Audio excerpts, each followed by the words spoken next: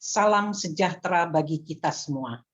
Selamat malam Bapak, Ibu, Saudara-saudari, para pemuda dan teruna, serta anak-anak yang dikasihi Yesus Kristus. Selamat bergabung bersama dalam ibadah keluarga GPIB Jemaat Nazaret DKI Jakarta di Minggu 5 Prapaskah dengan pemberita firman Pendeta John Diken Sihite.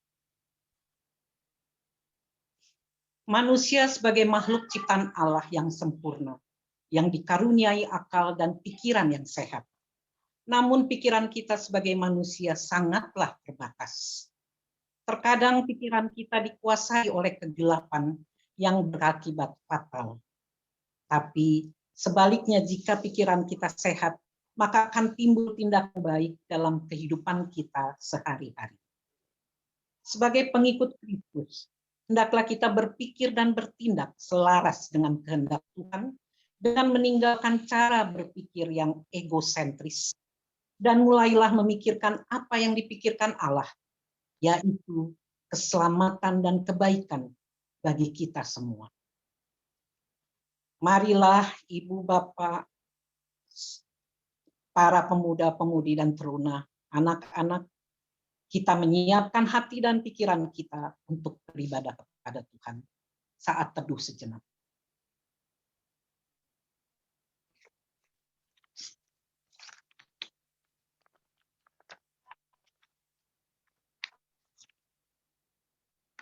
Jika memungkinkan, mari kita berdiri. Mari sembah yang maha besar dengan nyanyian syukur. Kita akan bernyanyi dari Gita Bakti 164, bait 1 dan 2.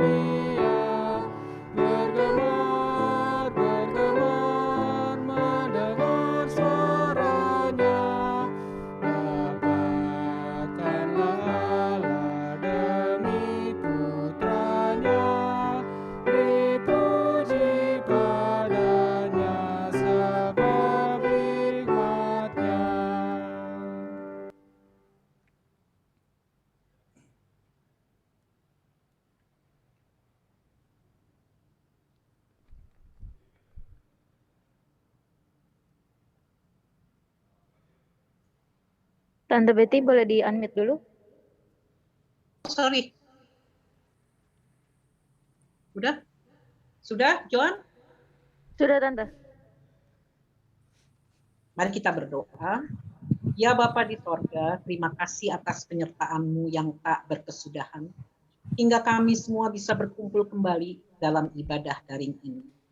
Kuasailah hati dan pikiran kami, agar ibadah keluarga ini berkenan kepadamu. Dalam nama Tuhan Yesus kami berdoa.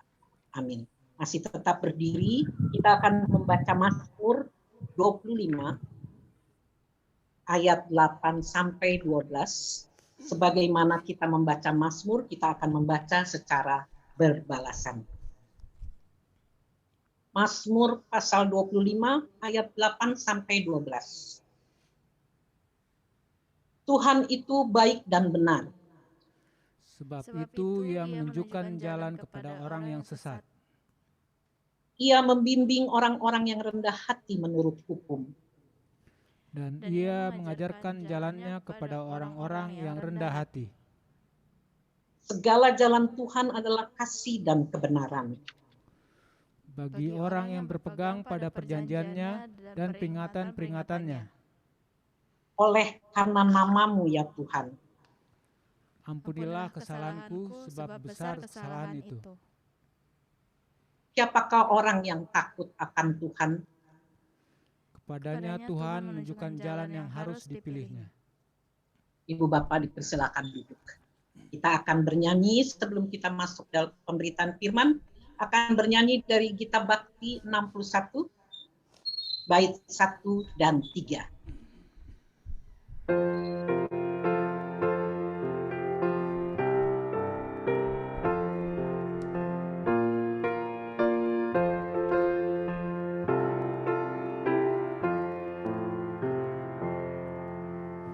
Tuhan ajarkanlah kehendak-Mu, nyatakan jalan-Mu dan firman-Mu.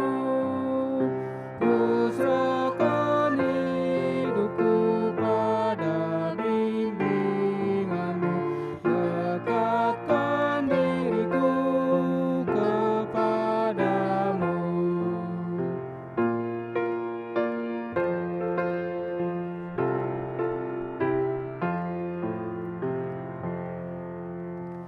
Ajar aku kenal kuasa-Mu, dalam derita pun ku pandang Kau, hingga di dalam-Mu ku bersejahtera, dan kebimbanganku hilang segera.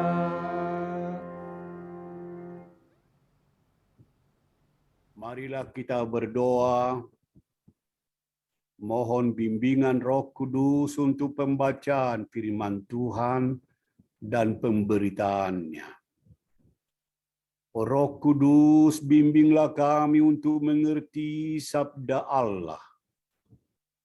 Roh-Mu yang kudus menolong kami untuk mengerti firman-Mu ini. Dan Roh Kuduslah juga menolong kami untuk hidup dari firman-Mu dan melakukan kehendak-Mu berdasarkan firman-Mu malam ini. Amin. Saudara-saudaraku yang seiman kepada Kristus Yesus, bagi kita yang memungkinkan berdiri dipersilakan, tetapi yang pasti kita mau mendengarkan firman Tuhan yang dibacakan dari Alkitab Markus 8 ayat 31 sampai ayat 38 yang menyatakan, kemudian mulailah Yesus mengajarkan kepada mereka bahwa anak manusia harus menanggung banyak penderitaan dan ditolak oleh tua-tua, imam-imam kepala dan ahli-ahli Taurat, lalu dibunuh dan bangkit sesudah 3 hari. Hal ini dikatakannya dengan terus terang. Tapi Petrus menarik Yesus ke samping dan menegur dia. Maka berpalinglah Yesus dan sambil memandang murid-muridnya, ia memarahi Petrus, katanya, "Enyahlah iblis, sebab engkau bukan memikirkan apa yang dipikirkan Allah, melainkan apa yang dipikirkan manusia." Lalu Yesus memanggil orang banyak dan murid-muridnya dan berkata kepada mereka, setiap orang yang mau mengikut aku, ia harus menyangkal dirinya, memikul salibnya dan mengikut aku. Karena siapa yang mau menyelamatkan nyawanya, ia akan kehilangan nyawanya. Tetapi barang siapa kehilangan nyawanya karena aku dan karena Injil, ia akan menyelamatkannya. Apa gunanya seorang memperoleh seluruh dunia, tetapi ia kehilangan nyawanya? Karena apakah yang dapat diberikannya sebagai ganti nyawanya? Sebab barang siapa malu karena aku dan karena perkataanku di tengah-tengah angkatan yang tidak setia dan berdosa ini, Anak Manusia pun akan malu karena orang itu, apabila ia datang kelak dalam kemuliaan Bapanya diiringi malaikat-malaikat kudus. Demikianlah pembacaan Alkitab malam ini. Berbahagialah semua orang yang mendengar firman Tuhan dan melakukannya. Terpujilah Tuhan Yesus, Hosiana.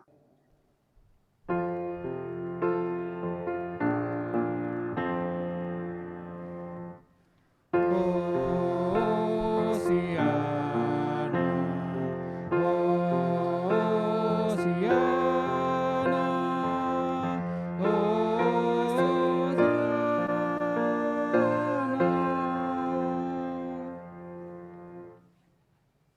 Saudara-saudara sekalian yang dikasihi oleh Tuhan Yesus Kristus.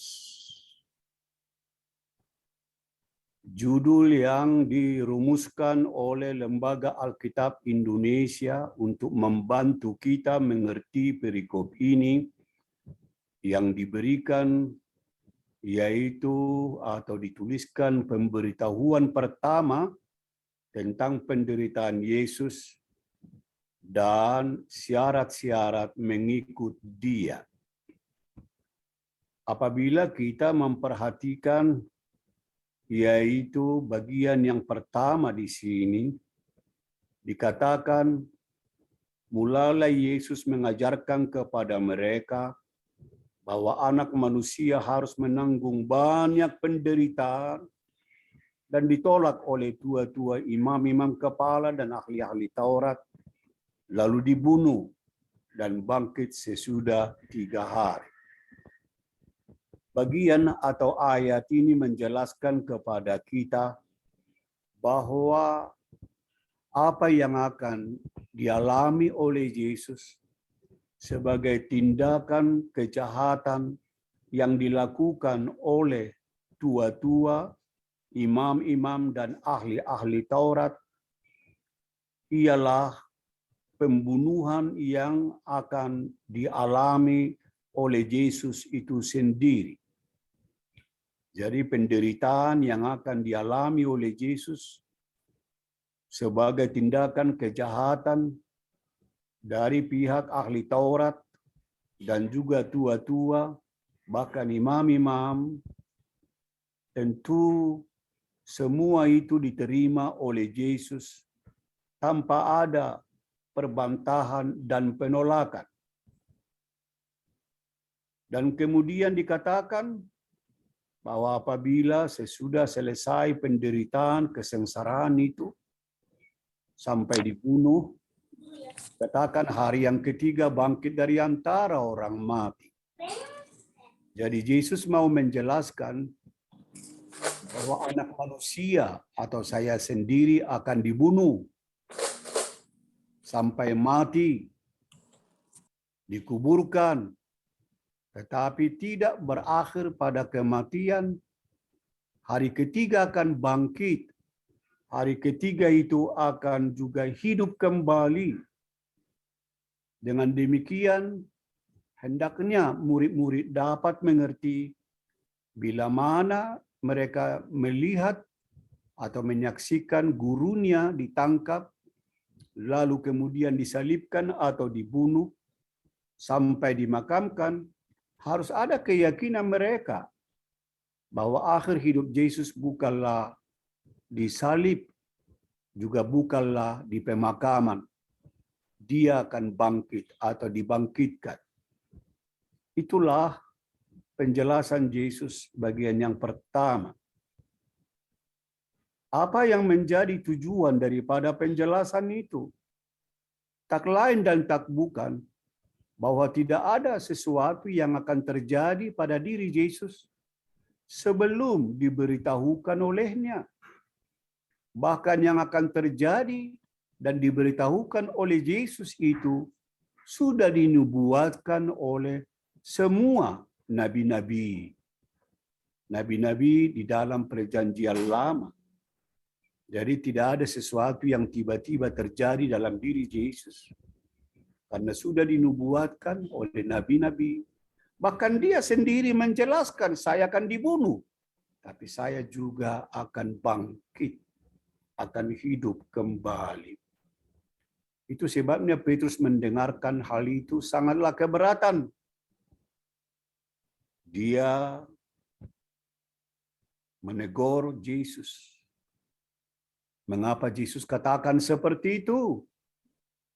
Petrus tidak memahami atau tidak mengerti apa sebenarnya makna cerita atau makna perkataan Yesus itu. Dia tidak mengkehendaki hal itu terjadi. Apalagi sampai dibunuh. Tetapi dia lupa bahwa Yesus tidak hanya berbicara sampai dibunuh, tapi juga dia bangkit pada hari ketiga. Tidak utuh perkataan Yesus itu dipahami oleh si Petrus. Tidak utuh perkataan Yesus itu dimengerti oleh si Petrus. Hanya ditangkap, ditolak, maupun disalibkan atau dibunuh. Padahal perkataan Yesus itu dikatakan hari ketiga dia harus bangkit. Harus sebenarnya dimengerti perkataan Yesus tidak sebagian-sebagian saja. Harus utuh. Semua yang dikatakan oleh Yesus itu. Yang mau dikatakan kepada kita ialah mengerti firman Allah atau perkataan Tuhan. Tidak boleh hanya sebagian-bagian saja. Atau sepotong-sepotong saja. Harus kita mengerti firman Allah secara utuh. Secara keseluruhan. Inilah contoh yang sangat sederhana. Sebagai pembelajaran buat kita. Tidak hanya mendengar bagian-bagian tertentu. Yang mengena dengan kehidupan kita. Yang kita tidak setujui atau mungkin setujui. Sekali lagi, mendengarkan firman Allah, membaca kitab Alkitab harus secara utuh. Dalam ayat berikut dikatakan bahwa si Petrus itu menurut Yesus adalah melakukan tindakan seperti si iblis. Mengapa? Iblis itu adalah dikatakan perbuatan-perbuatan Petrus bagaikan perbuatan iblis. Iblis tidak mengkehendaki Yesus itu dibunuh lalu bangkit. Iblis mau kalau Yesus itu ditangkap, diludahi, diolok, disindir, ditombak, bahkan sampai mati di kayu salib. Tapi dia tidak mengkehendaki kalau Yesus itu bangkit.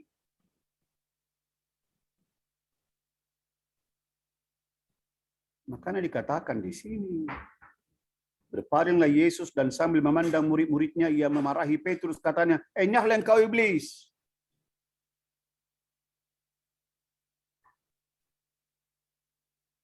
Sebab engkau bukan memikirkan apa yang dipikirkan Allah, melainkan yang dipikirkan oleh manusia."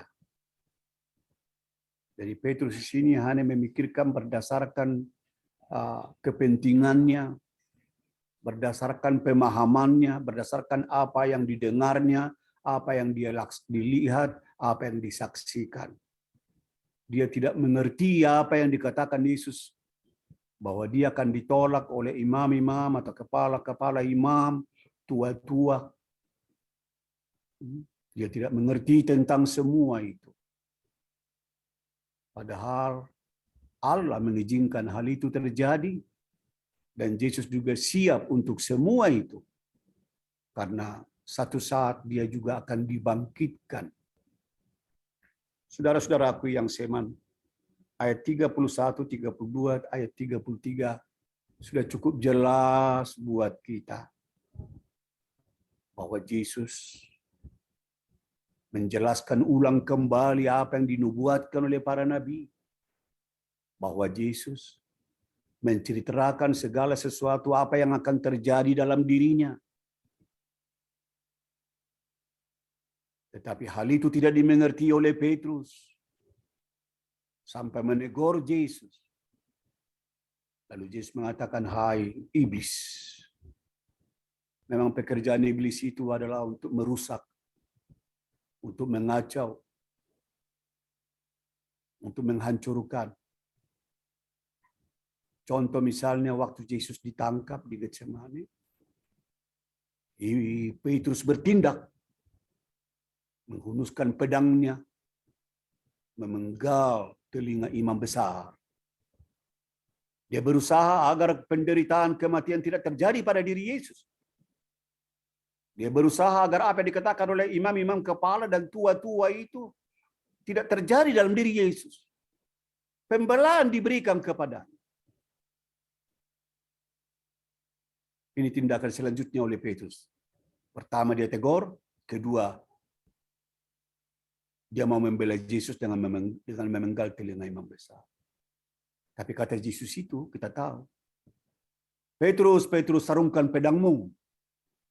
Yang bermain pedang akan dimakan oleh pedang. Pembelaan Petrus dengan memenggal telinga imam besar adalah perbuatan iblis.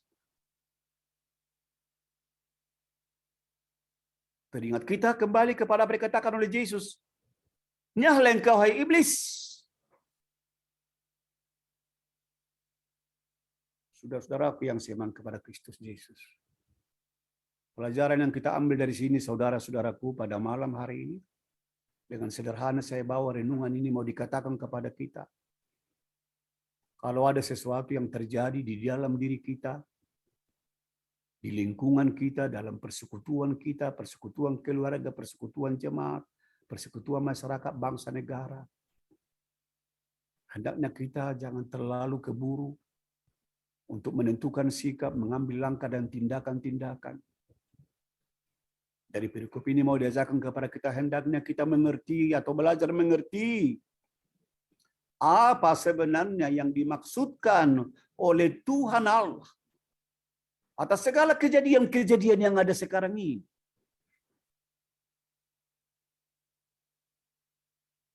COVID-19 yang berkepanjangan, contoh sangat sederhana. Di seluruh dunia, yang dialami oleh seluruh bangsa-bangsa. Semua umat manusia menghadapi kenyataan itu.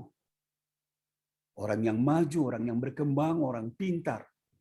Negara superpower dikuasa pun. Media telekomunikasi menceritakan, mengisahkan kepada kita. Saudara-saudaraku, mengapa hal itu terjadi? Sebagai umat manusia, sebagai anak Tuhan kita pada malam hari ini, belajar kita untuk mengerti apa maksudmu ya Allah, apa maksudmu ya Tuhan, terhadap kenyataan-kenyataan yang sekarang ini, yang tidak memandang bulu.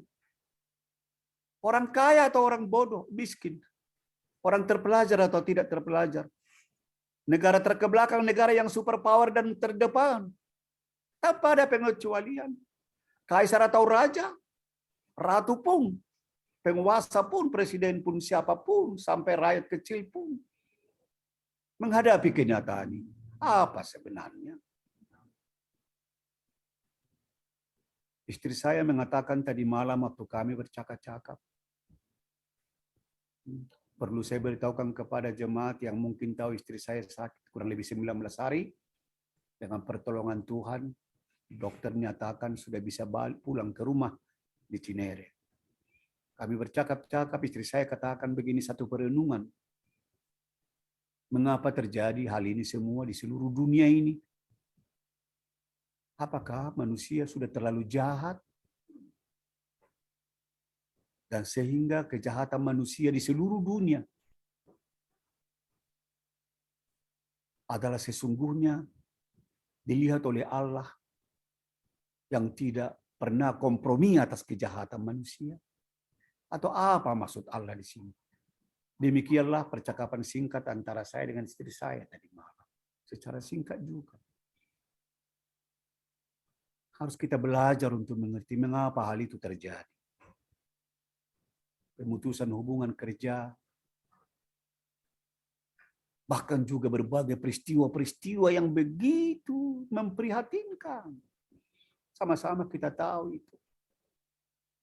Sama-sama kita lihat di media elektronik.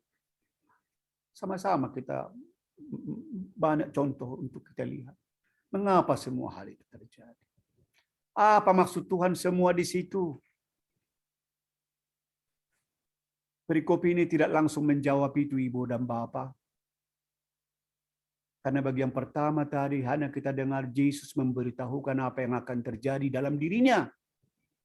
Dibunuh, lalu bangkit. Kemudian Petrus berusaha untuk tidak terjadi hal yang dikatakan Yesus. Sampai dia tegur Yesus. Tapi Yesus mengatakan, "Nyahlah engkau iblis.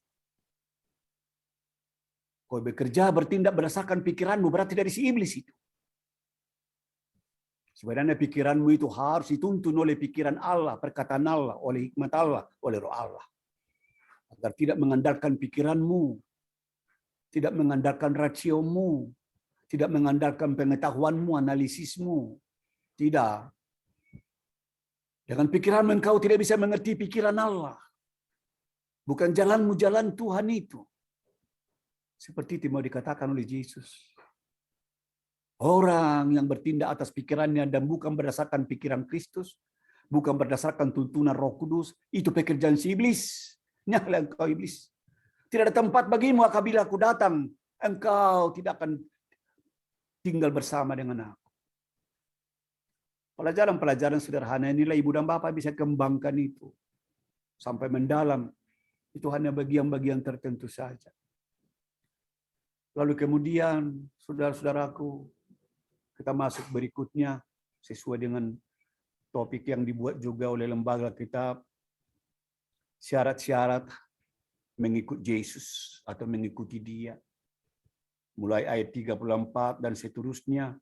Lalu Yesus memanggil orang banyak dan murid-muridnya dan berkata kepada mereka, "Setiap orang yang mau mengikut aku, ia harus menyangkal dirinya, memikul salibnya, dan mengikut aku." Mengapa Yesus katakan demikian? Tentu berhubungan dengan apa yang dikatakan sebelumnya.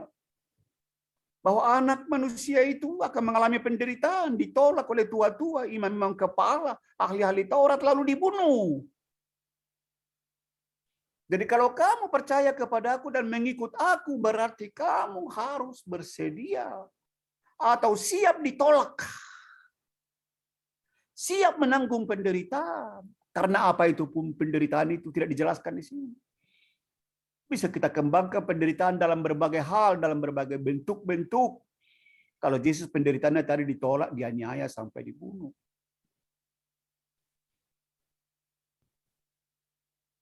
Kalau kamu mengikut aku, kamu harus sedia mengalami apa yang aku akan alami. Seperti yang saya beritahukan. Bandingkan ayat-ayat 31, 32, 33. Mengikut aku berarti bersama dengan aku. Mengikut aku berarti kemana aku pergi, kamu juga ikut pergi. Di mana aku berada, di situ kamu berada. Itu artinya mengikut aku. Mengikut aku berarti kamu tidak boleh jauh dari aku. Mengikut aku berarti kamu tidak boleh mendahului aku. Pikiranmu tidak boleh engkau gunakan untuk mengendalikan aku. Karena pikiranmu lah, hai Petrus, maka engkau sampai menegur aku agar tidak terjadi, yaitu pembunuhan pada aku. Itu pikiranmu. Kalau mengikut aku berarti pikiranmu tidak sama dengan pikiranku. Jalanku bukan jalanmu, rencanaku bukan rencanamu. Kamu harus mengerti itu. Kamu harus belajar untuk memahami apa maksud Tuhan dalam semua yang kualami yang terjadi. Dalam hidup pribadiku, dalam hidup rumah tanggaku, dalam kehidupan gerejaku, dalam masyarakat bangsa, dalam kehidupan dunia ini, apa itu? Bisa terjadi semua penderitaan-penderitaan untuk menguji sejauh manakah orang percaya kepada Yesus itu tetap tekun dan setia.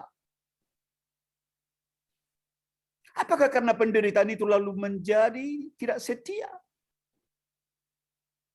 Apakah karena kesengsaraan atau karena kesusahan menjadi goyah iman, hilang pengharapan? Masih ingatkah saudara-saudaraku Rut dan Orpa? Allahmu itu Allahku, di mana engkau dikuburkan, saya juga dikuburkan di sana. Kata Rut kepada mertuanya Naomi. Setia mengikuti Naomi. Setia mengikuti Allah Naomi. Kemanapun pergi. Pada akhirnya dia menikah dengan Boas, keturunan dari Yesus itu. Lain kalau Orpa, menantu dari Naomi yang satu, dia tidak ikut Naomi. Dia mundur. Dia tidak setia adanya. Ini hanya sebagai contoh yang sangat sederhana. Ibu dan Bapak bisa ambil lagi contoh-contoh yang lain. Dari renungan kita ini hanya bersifat percakapan kita pada saat ini. Dikatakan di sini bahwa ada 2 persyaratan mengikut Yesus ternyata. Setiap orang yang mau mengikut aku, ia harus menyangkal dirinya, memikul salibnya, dan mengikut aku. Menyangkal diri dan memikul salib. Saudara-saudaraku, apa itu menyangkal diri dalam hal mengikut Yesus? Menyangkal diri artinya membantah dan berkata tidak. Membantah dan berkata tidak. Kalau saudara membuka kamus, atau saudara misalnya membaca Novum, Perjanjian Baru, ditulis di sana aparneomai, menyangkal, aparneomai, menyangkal, tidak, membantah. Mengikut Yesus, mengatakan ya kepada Yesus, tapi mengatakan tidak kepada si iblis.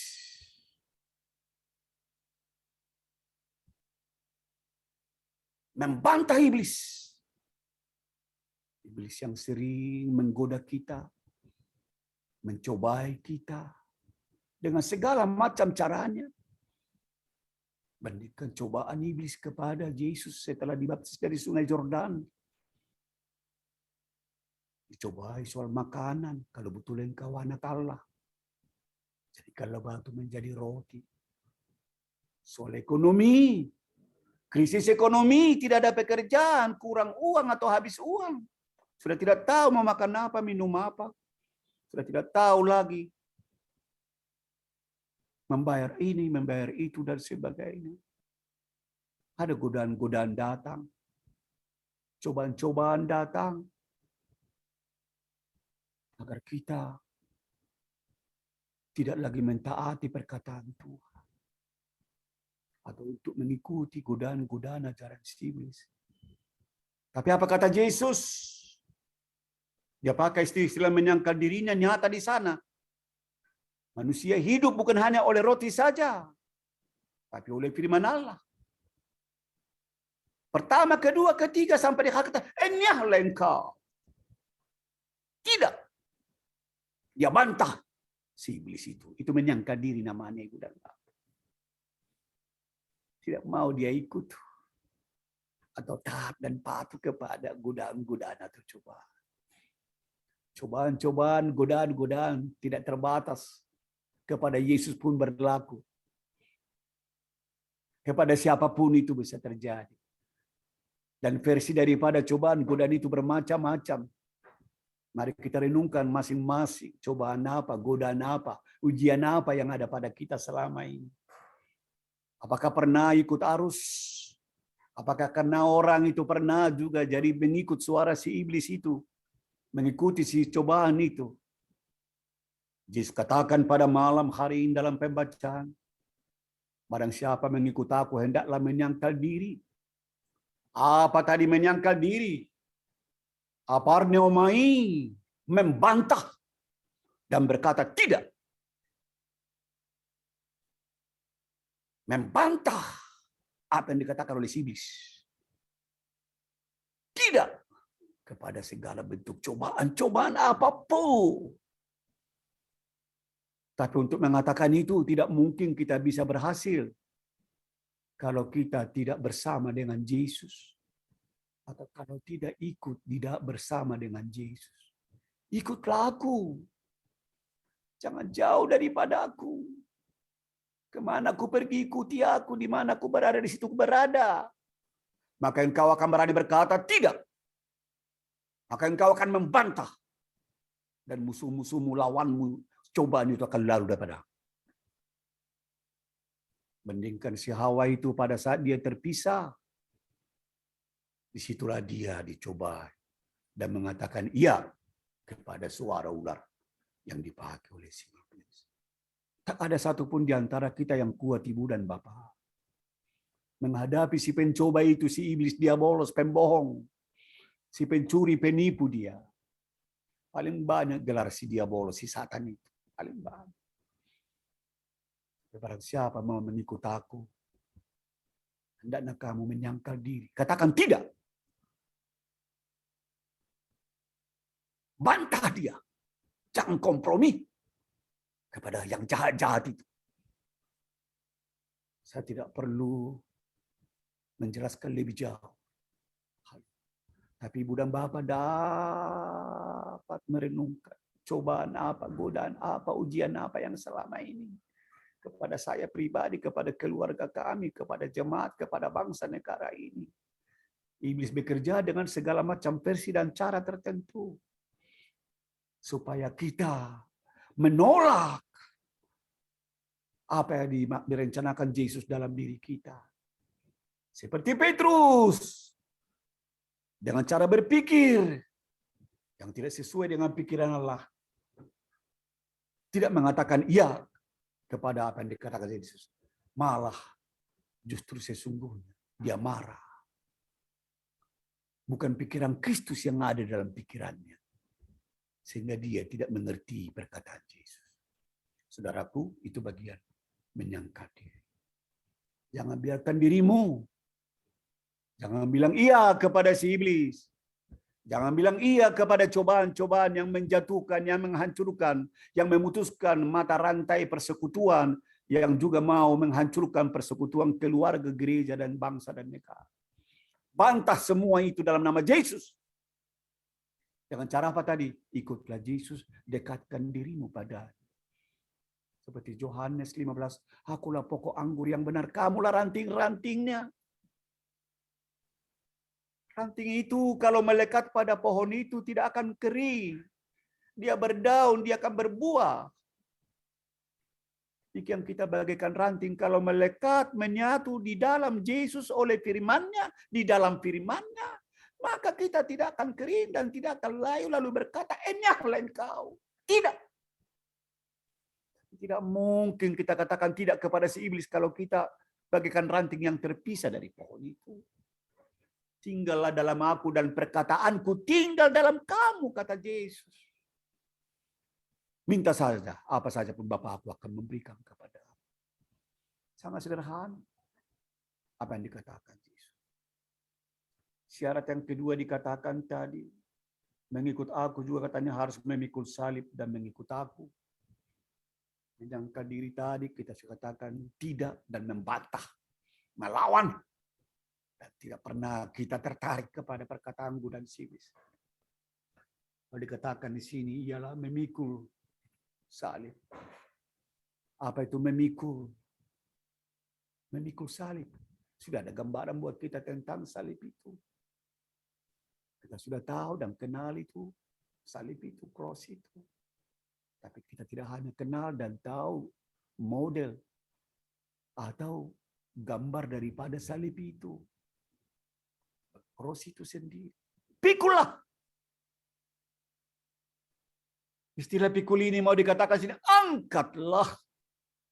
Letakkan di pundakmu sendiri. Angkatlah.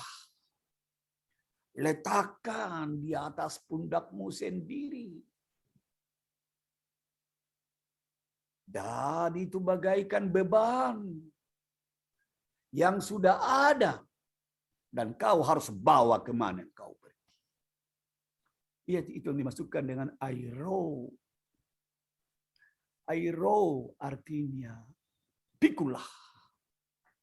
Atau memikul. Pikulah salib itu. Angkatlah. Letakkan beban di atas pundakmu. Kemana engkau pergi, bawalah dia. Waktu engkau tidur, waktu engkau berbaring, waktu engkau di kamar, atau dimanapun, sekolah, waktu bekerja, waktu di jalan. Angkatlah, taruh di atas pundakmu. Bawalah itu, kemana engkau pergi.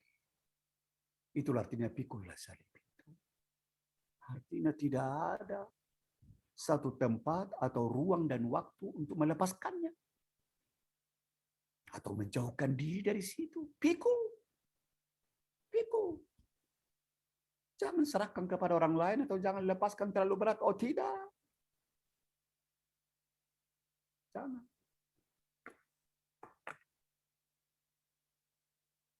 Jangan. Dan ingatlah Matius 11 ayat 28. Marilah kamu yang berletih lesu, terjemahan bebas. Datanglah kepadaku. Marilah kepadaku yang berbeban berat, yang bergumul dan menderita. Aku memberikan kelegaan padamu.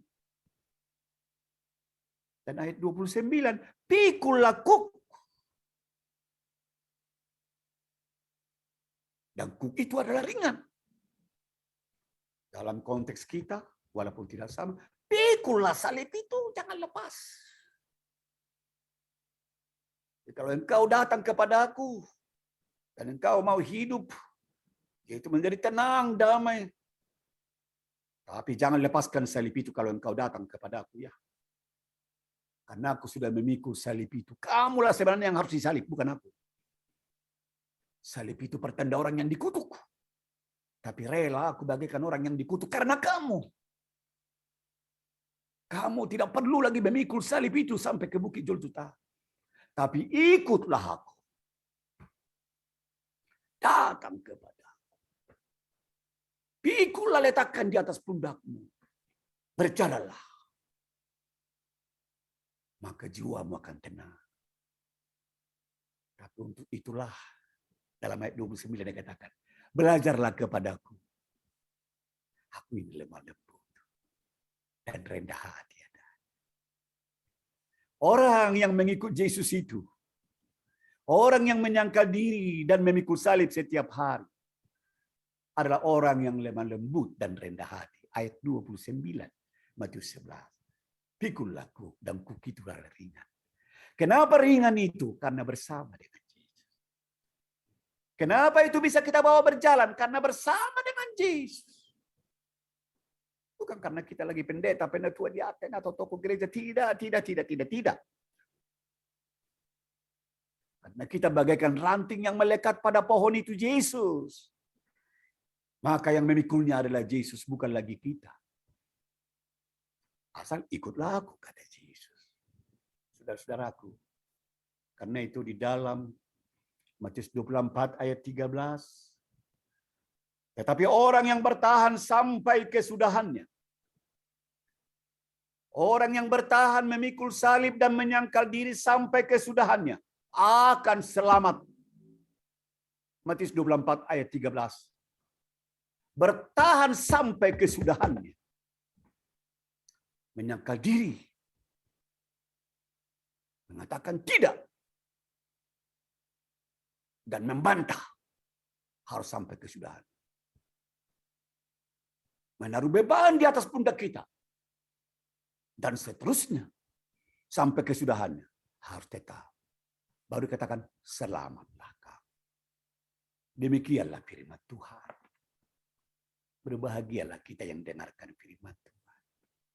Kiranya Roh Kuduslah menolong kita.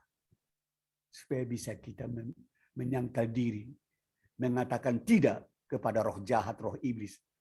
Mengatakan tidak kepada hawa nafsu. Tapi mengatakan iya kepada apa yang dikatakan Yesus. Marilah kepadaku. Datang kita kepadanya. Pikulah salib. Letakkan di atas pundakmu. Dan ketahuilah. Sebelumnya. Tuhanmu, Tuhan kita. Bapamu, Bapa kita. Itulah Yesus dalam memikul semuanya. Yang kita pikul sekarang ialah dalam hal membantah iblis, melawan iblis, mengatakan tidak kepadanya. Tapi ya kepada Yesus Kristus sampai kesudahannya. Maka hidup kita selamat. Amin.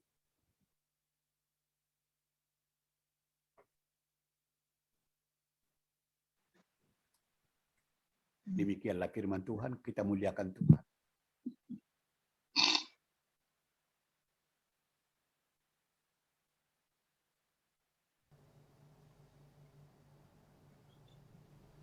Halo?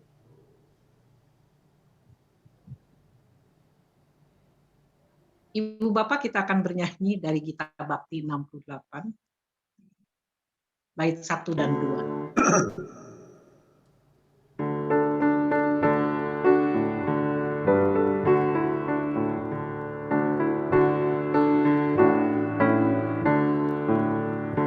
Haruslah Yesus sepenuhnya hidup di dalam diriku, dalam kata dan tindakan, waktu tidur atau jaga, Yesus hidup dalamku.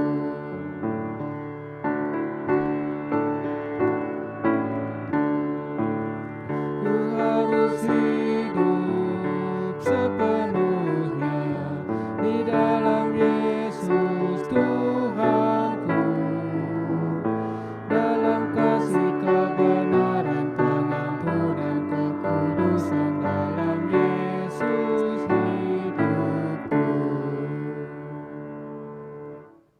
Mari kita panjatkan syafaat.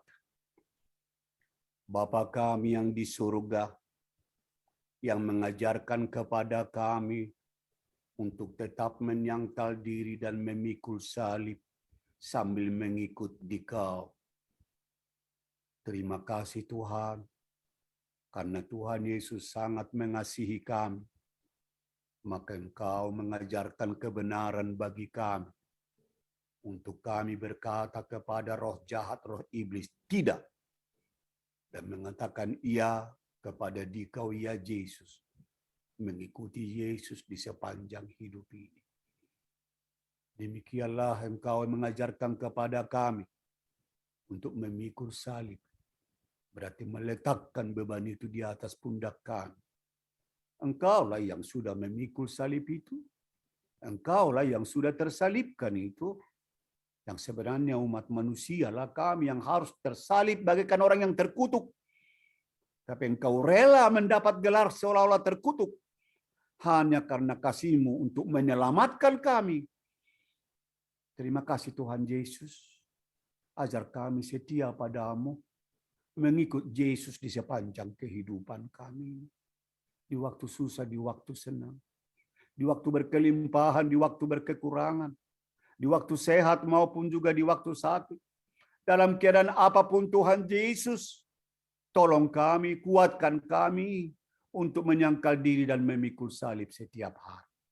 Dan kami yakin sampai kesudahannya, sepanjang hidup kami akan tetap setia padamu. Maka kami akan selamat mewarisi kerajaan surga di mana Engkau berada. Di situ kami akan berada. Panggilan kami panjatkan siapa untuk Majelis Sinode GPB, jemaat-jemaat di Jakarta Timur, warga jemaat anak-anakmu kawanan domba di Nazaret, para pendeta-pendeta Yakub dan juga pendeta penatua diaken yang ada di Nazaret, Demikian juga unit-unit misioner dan pegawai kantor yang melayani Tuhan. Demikian juga usaha-usaha pemerintah di dalam menjalankan prinsip-prinsip protokol kesehatan. Demikian juga Tuhan, kami berdoa buat perayaan Paskah 2022 serta hari ulang tahun ke-53 Nazaret ini, panitianya, penyelenggaranya semua kiranya dipersiapkan dan dilaksanakan dengan bimbingan Roh Kudus. Program kerja juga anggaran 22-23, tolong tim kerjanya, pokja-pokjanya, pakai mereka Tuhan. Demikian juga Tuhan, kami berdoa buat penelahan Alkitab di masa yaitu Prapaskah, agar semuanya dijalankan dan semua jemaat hidup dan mengambil bagian proses tanah waru. Tuhan, kami serahkan dalam tangan-Mu Yesus.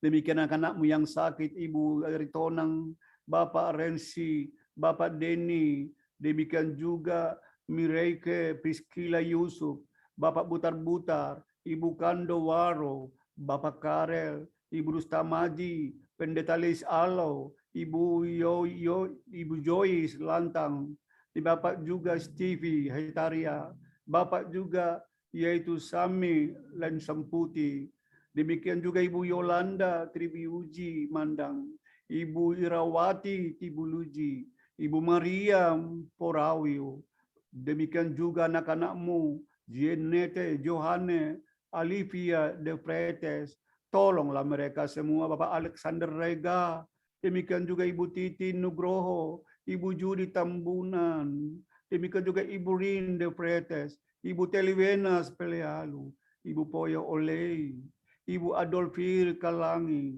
Ibu Clara Sihitaya dalam pemulihan, Bapak Yos Manuhutu, Bapak Benyamin Lopis, Adek Brili Pangestu, Saudara Daret Kando, Ibu Adra Susia Yakob Pontoan, Albert Lopati, Priandi Lopati, Julistia Lopati, anak-anak-Mu yang sakit, yang dituliskan di sini, atau masih ada yang sakit, Bapak, anak-anak-Mu jemaat Nazaret, kasihani mereka, selamatkan mereka, tetaplah mereka mengikut Yesus, dan pasti mereka selamat, pasti mereka sembuh. Terima kasih Tuhan, terima kasih. Inilah doa kami untuk pemerintah bangsa negara kami, untuk perdamaian dunia, dan juga untuk kesejahteraan umat manusia. Semuanya kami serahkan dalam tangan-Mu, baik bangsa negara kami secara khusus.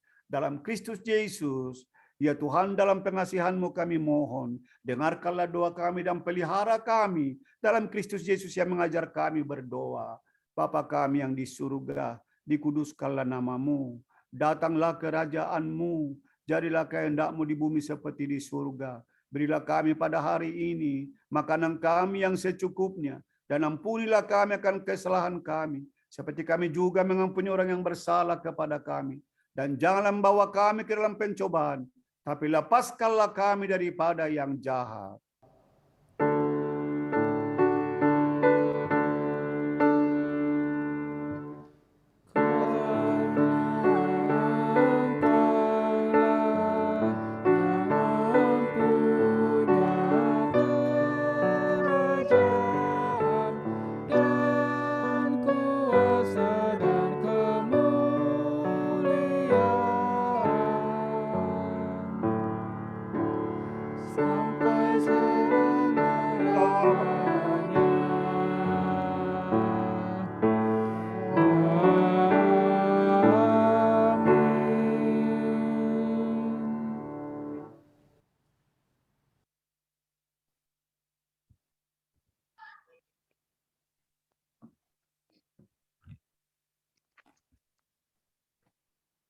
Ibu Bapa, marilah kita menyatakan syukur kepada Tuhan melalui pemberian sukacita kita. Firman Tuhan dalam Kolose 3 ayat 17 yang menyatakan, dan segala sesuatu yang kamu lakukan dengan perkataan atau perbuatan, lakukanlah semuanya itu dalam nama Tuhan Yesus, sambil mengucap syukur oleh Dia kepada Allah Bapa kita. Sambil memberi persembahan, kita akan bernyanyi dari Gita Bakti 84, bait 1 sebelum memberi, bait 2 sesudah memberi.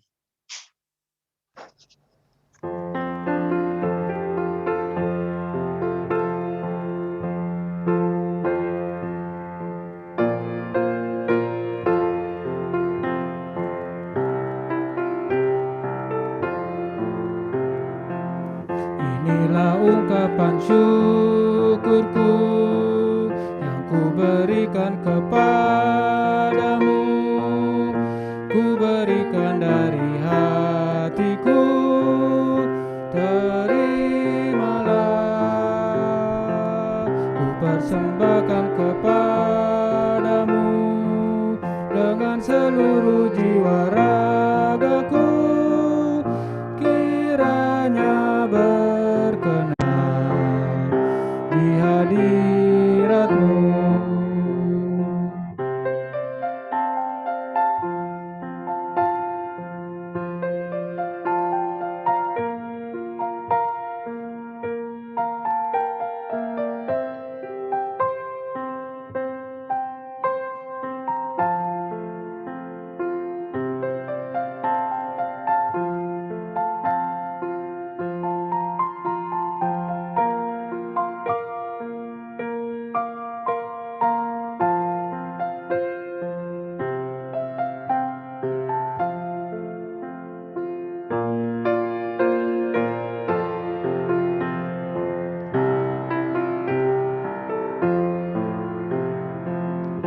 Ajarlah aku ya Tuhanku menjadi alat di tangan-Mu untuk menyalurkan kasih-Mu di dunia. Utuslah aku ya Tuhanku menolong orang miskin dan lemah, pakailah diriku turut maksud-Mu.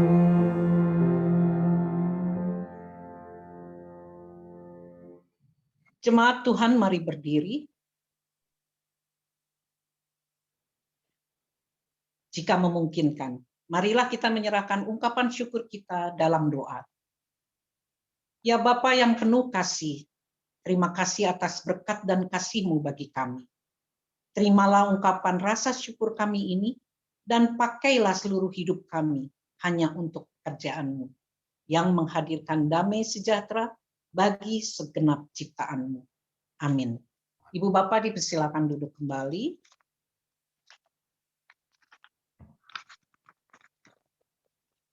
Saudara-saudara, ada warta jemaat ya, silakan. Ya, kami mohon waktunya sejenak. Warta jemaat ibadah keluarga 16 Maret 2022. Ibadah hari Minggu 13 Maret dan 20 Maret 2022. Berdasarkan keputusan rapat PHMJ GPIB Jemaat Nazaret DKI Jakarta di Kamis malam 3 Maret 2022 dengan mempertimbangkan situasi dan kondisi yang ada yang berhubungan dengan pandemi COVID-19 di DKI Jakarta, pelaksanaan ibadah Minggu tanggal 13 Maret 2022 yang lalu dan 20 Maret 2022 dilaksanakan secara live streaming atau daring. Pelaksanaan ibadah Minggu secara live streaming daring ini akan dievaluasi kembali dalam rapat PHMJ di Kamis 24 Maret 2022. Penelaahan Alkitab. Masa Prapaskah adalah masa bertobat dan kembali memfokuskan hidup pada Kristus. Untuk memaknai masa Prapaskah, warga jemaat diundang hadir dalam penelaahan Alkitab pada setiap hari Sabtu yang telah dimulai pada 5 Maret 2022 lalu melalui aplikasi Zoom. Pada Sabtu 19 Maret 2022 pukul 10 sampai 12 akan dilaksanakan dengan tema "Sesungguhnya hari ini juga engkau akan ada bersama-sama dengan aku di dalam Firdaus", dengan fasilitator Pendeta Nyoman Jepun, moderator Luciana Lewerisa Siahaan. Untuk konfirmasi kehadiran, silakan menghubungi Diaken Erlin nomor HP 0877 843 13969. Forum pendaftaran akan diberikan kepada Bapak, Ibu, Saudara-saudari lewat web sektor pelayanan masing-masing. Sertijab dan ibadah utus sambut pendeta, Ketua Majelis Jemaat GPIB Koinonia. Berdasarkan surat keputusan Majelis Sinode nomor 0064/21/MS21 KPTS tertanggal 17 Desember 2021 tentang pelaksanaan tugas dan tanggung jawab bagi Pendeta Henry Bernardus Jeki Yakob STH selaku Pendeta Ketua Majelis Jemaat GPIB Jemaat Koinonia Jakarta Timur terhitung mulai 22 Desember 2021. Untuk hal di atas maka akan dilaksanakan serah terima jabatan Ketua Majelis Jemaat GPIB Koinonia DKI Jakarta dari Pendeta Mince Windra Manuhutu M.Min kepada Pendeta Henry Bernardus Jeki Yakob STH akan dilaksanakan pada hari Sabtu 19 Maret 2022 pukul 17 dalam sidang Majelis Jemaat khusus di Gedung Pendopo Lantai 3 GPIB Jemaat Koinonia DKI Jakarta. Ibadah utus sambut Ketua Majelis Jemaat GPIB Koinonia DKI Jakarta yang akan dilaksanakan pada hari Minggu 20 Maret 2022 pukul 10 di Gedung GPIB Jemaat Koinonia DKI Jakarta. Sertijab dan ibadah utus sambut pendeta Ketua Majelis Jemaat GPIB Nasaret berdasarkan surat keputusan Majelis Sinode nomor 0063/21/MS21 KPTS tertanggal 17 Desember 2021 tentang pelaksanaan tugas dan tanggung jawab bagi Pendeta Yakoba Marlene Yosef MTH selaku Pendeta Ketua Majelis Jemaat GPIB Jemaat Nasaret Jakarta Timur terhitung 22 Desember 2021. Untuk hal di atas maka akan dilaksanakan serah terima jabatan Ketua Majelis Jemaat GPIB Nasaret DKI Jakarta dari Pendeta Henry Bernardus Jeki Yakob STH kepada Pendeta Yakoba Marlene Yosef MTH akan dilaksanakan pada hari Sabtu 26 Maret 2022 pukul 13 dalam sidang Majelis Jemaat Khusus. Ibadah utus sambut Ketua Majelis Jemaat GPIB Nasaret DKI Jakarta akan dilaksanakan pada hari Minggu 27 Maret 2022 pukul 10 di ruang ibadah GPIB Jemaat Nasaret. Renovasi tahap 3 gedung gereja. Saat ini sedang dilaksanakan renovasi gedung gereja tahap 3 untuk pekerjaan pengecatan dinding luar gereja, perbaikan plafon belakang gedung gereja, pengecatan menara gereja, penggantian pipa menara gereja, penggantian atap polikarbonat pintu utama dan bagian samping kiri dan kanan gedung gereja, dan pembersihan stainless steel 2 tiang pilar dan rolling tangga gereja. Mohon dukungan doa jemaat agar proses pekerjaan berjalan dengan baik dan sesuai rencana.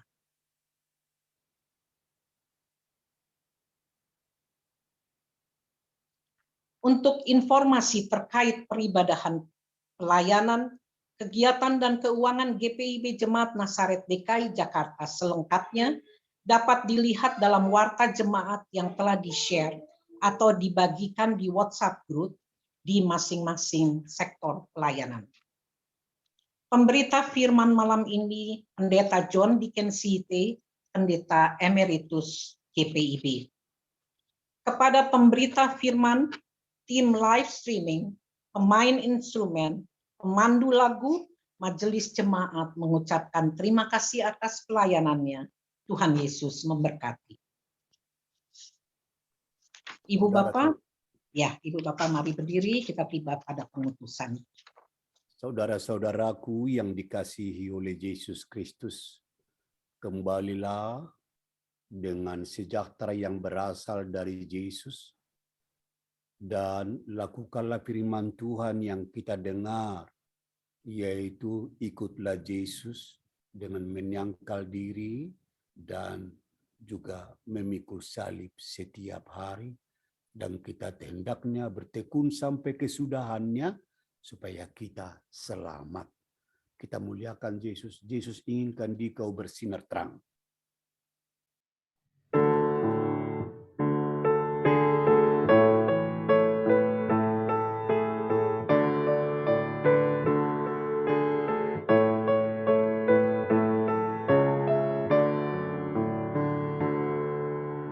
Yesus inginkan dirimu bersinar terang, agar seluruh dunia memujinya. Bawa cahayanya di tiap langkahmu, agar terangnya makin jauh tersebar di dalam perbuatanmu, di dalam perkataanmu. Ingatlah Kristus minta darimu, pancarkan sinar kasih-Nya kepada dunia yang gelap, supaya dunia mengagungkan nama-Nya.